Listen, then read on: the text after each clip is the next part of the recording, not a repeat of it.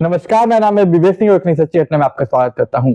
आज की जो कहानी में लाया हूँ, उसमें टोटल 5 कत्ल होते हैं, 5 ऐसे कत्ल जिसकी वजह सुन के आपको हैरानी होगी।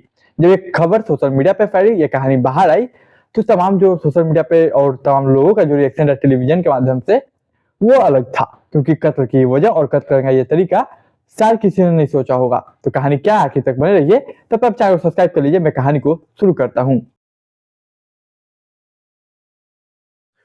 तो देखिए, आज की हमारी जो कहानी है वो कहानी है यूपी के इटावा की। इसी के यूपी के इटावा में एक जगह है बराही टोला। इसी टोला में एक जगह है कॉलोनी टाइप का लालपुरा। वहीं पे तारीख थी 11 नवंबर साल 2024। रात के तकरीबन 8, साढ़े 8, पौने 9 के बीच का समय था। होता क्या है कि एक रेखा नाम की महिला होती है जो कि अपने व्हाट्सएप पे कुछ स्टेटस लगाती है। उसका यह स्टेटस उसी का एक रिश्तेदार, यानी कि उसी के कह सकते हैं देवर, जिसका नाम था अवधेश, वो देखता है। तो वैसे तो 5 स्टेटस है जिसमें 4 पिक थी और एक कुछ लिखा हुआ था। वो 5वां जो लिखा हुआ था वो लिखा हुआ था कि पिछले आपने जो 4 पिक देखी वो चारों लोग मर चुके हैं। अब जैसे ये वो शख्स देखता है, उसका देवर, वो फौरन अपने उसके पड़ोस में था घर, तो पड़ोस में झांक के देखता है तो वाकई में 2 व्यक्ति मरे पड़े दिख रहे थे। वो फौरन से हड़बड़ी में पुलिस को कॉल करता है कि सर 4 लाशें हैं यहाँ पे और एक आदमी, एक शख्स गायब है, जल्दी से खोजिए। अब पुलिस भी उस शख्स का नाम और लोकेशन पूछती है तो बताता है मुकेश वर्मा गायब है, जो कि मेरा ही भाई है। अब पुलिस का नंबर लेते हैं, तुरंत कॉल को ट्रैक पे डालती है लोकेशन को। अब जैसे ट्रैक किया जाता है तो वहीं का रेलवे स्टेशन के पास और उसका लास्ट लोकेशन बताता है, लास्ट लोकेशन क्या लोकेशन बताता है। इधर जब पुलिस वहां पे पहुंचते हैं तो देखते हैं कि वहीं के जो जीआरपी पुलिस होती है, यानी जीआरपी पुलिस, वो उसे पकड़ के रखी हुई है। दरअसल वो जो मुकेश वर्मा था वो खुद की जान अपना जान गंवाने जा रहा था, देने जा रहा था और अपनी अंतिम सांसें गिनने जा रहा था। तो जब ये जीआरपी पुलिस ने, रेलवे पुलिस की जीआरपी ने देखा तो फौरन उसे पकड़ लिया और इसको पुलिस के हवाले कर दिया।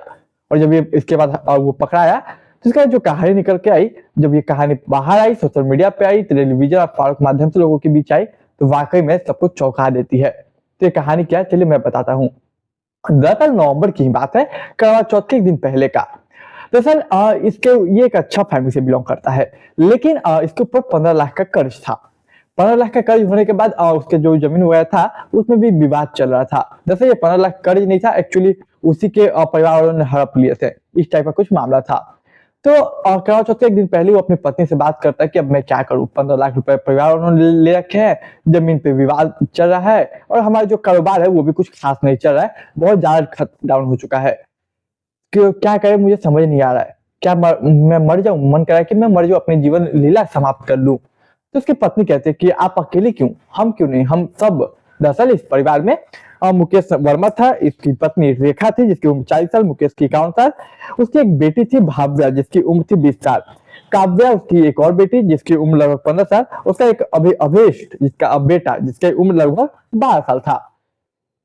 तो ये बोलते अकेले क्यों, मैं हम सब साथ में मरते हैं। खैर, उसका जो बीवी का कहने का उद्देश्य था वो ये था कि मरना कोई समस्या समाधान नहीं है, लेकिन शायद इसने कुछ और समझा।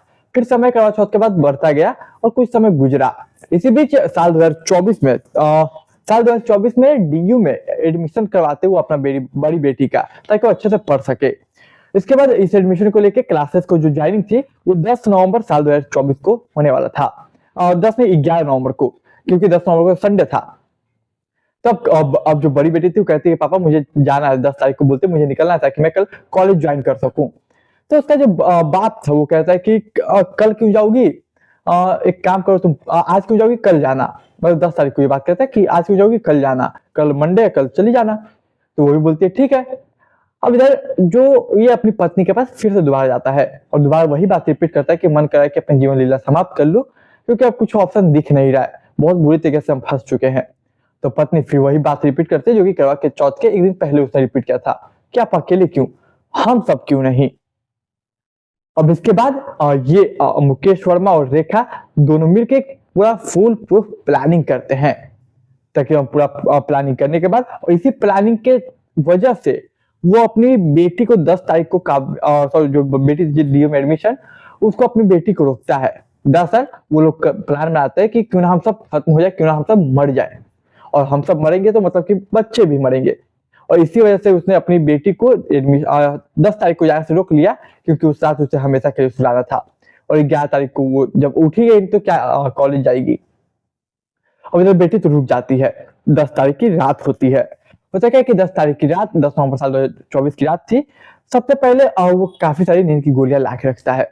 अब प्लान ये था कि सबको नींद की गोलियां दे देते हैं, कोई सुबह उठेगा ही नहीं। अब देखिए इधर जो था वो बोलती उसकी माँ जो थी कि मैं अपनी बेटे को मरते हुए तड़पता हुआ नहीं देख पाऊंगी, तो क्या कीजिए सबसे पहले आप मुझे मार दीजिए।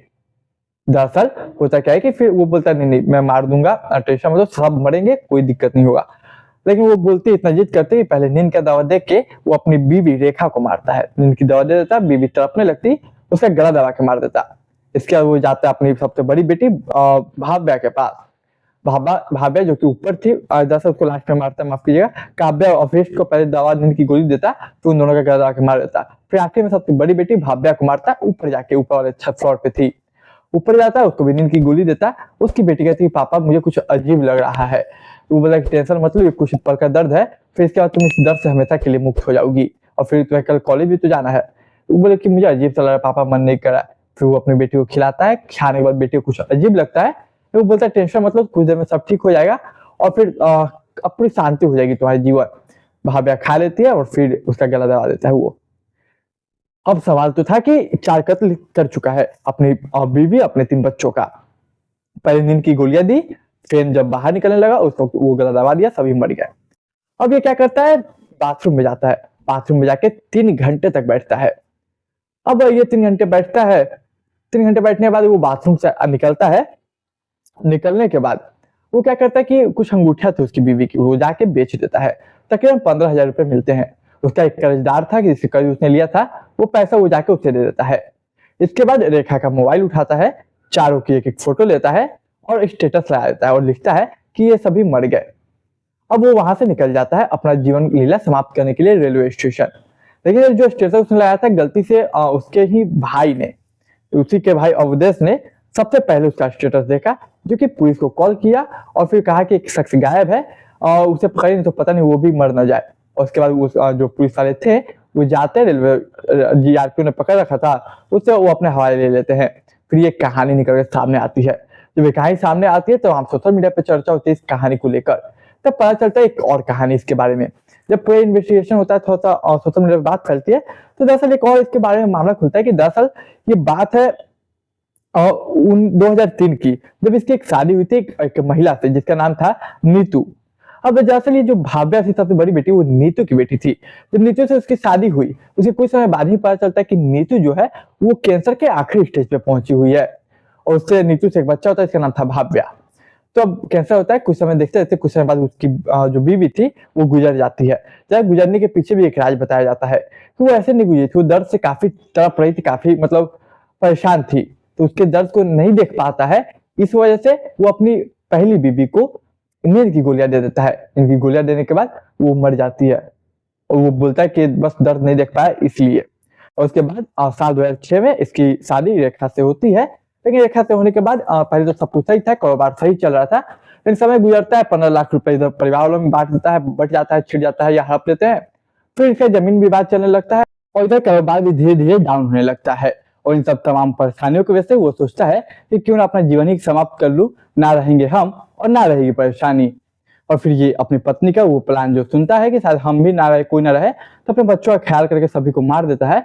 उसे लगता है कि अगर हम नहीं रहेंगे तो फिर बच्चों का क्या होगा, कौन देखेगा। ये तमाम चीजें उसके मन में चलती है और इससे परेशान होकर अंत में वो अपने 4 लोग परिवार को मार देता है और अंतिम में वो खुद को मारने के लिए अपनी जीवन लीला समाप्त करने रेलवे स्टेशन वंदे मातरम जो ट्रेन है उसके नीचे आने का कोशिश करता है। वो तो पुलिस का भला होकर उन्होंने देख लिया और बचा लिया। तो देखिए कहानी सुनाने का उद्देश्य किसी को भावनाओं को ठेस पहुंचाने, किसी को डराना नहीं, केवल समाज में जागरूकता फैलाना है। मैं ऐसी कहानी आपसे लाया करता हूं, तो कहानी आपको अच्छी लगी तो चैनल को सब्सक्राइब कीजिए, वीडियो को लाइक कीजिए, शेयर कीजिए, कमेंट कीजिए, अपने तमाम लोगों के साथ शेयर कीजिए। तमाम कहानियां चैनल पर जाकर आप चेक कर सकते हैं। मैं मिलूंगा एक नई कहानी में, तब तक के लिए मुझे दीजिए इजाजत।